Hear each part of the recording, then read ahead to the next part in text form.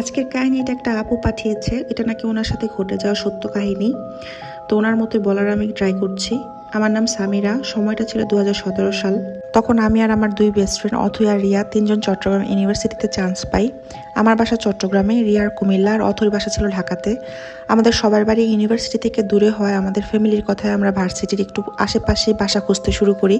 আর আমরা একটা বাসা পেয়েও যাই। বাসাটা ছিল একটু পুরনো টাইপের। বাসার মালিক নাকি সপরিবারে আমেরিকায় থাকে। তো আমরা ফেব্রুয়ারির 1 তারিখে বাসায় উঠি। বাসায় শুধু আমরা, মানে আমি, অথৈ আর রিয়াই তিনজনই থাকতাম। বাসাটা অবশ্য অনেক বড়, 4টা বড় বেডরুম আর 3টা বেলকনি ছিল।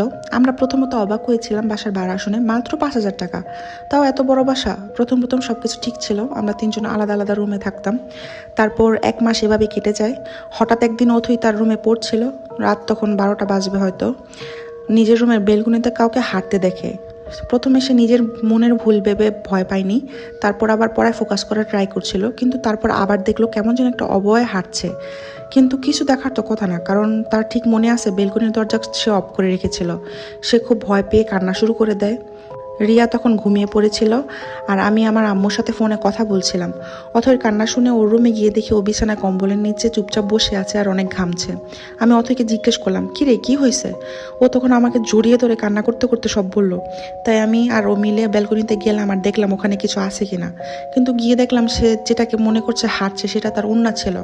আমি ভালো মতো তাকে বুঝাইলাম এটা তার মনের ভুল, এটা কোনো মানুষ না, ও কিছুতেই মানবে না। তারপর ও আমাকে বললো আমার সাথে থাকবে রাতের বেলা। তাই আমি রিয়াকে জাগিয়ে সব বললাম। রিয়া অনেক ভীতু ছিল, তাই সেও বলল সে আমার সাথেই থাকবে। তো আমরা তিনজনে একসাথে সেদিন রাতে ঘুমালাম। তারপরের দিন অথৈকে ওর বাসা থেকে ফোন করে বলল তার দাদা মারা গেছে। সেটা শুনে সে বাড়ি গেল 2 দিনের জন্য। তারপর আমি আর রিয়া বাসায় একা, তাই ঠিক করলাম এই 2 দিন আমরা একসাথে থাকবো। তো প্রথম দিনটা এভাবেই কেটে যায়। রাতে আমি আর রিয়া পড়ছিলাম, আমি বিছানায়, রিয়া টেবিলে। হঠাৎ রিয়া বললো যে চল কিছু খাই। রান্নাঘরে চানাচুর আছে বলে রিয়াকে বললাম যা গিয়ে নিয়ে আয়। রিয়া যখন অর্ধেকটা রাস্তা যায় তখন দেখে যে অথৈ পিছন ফিরে দাঁড়িয়ে আছে। রিয়া তখন অথৈকে জিজ্ঞেস করে, কিরে তুই কখন এলি? আমি রুম থেকে এসব কিছু সবই দেখছিলাম আর ভাবছি রিয়া নিজে নিজে কার সাথে কথা বলছে। আমি তখন ওর কাছে যাই আর জিজ্ঞেস করি, কিরে তুই একা একা কার সাথে কি বলস?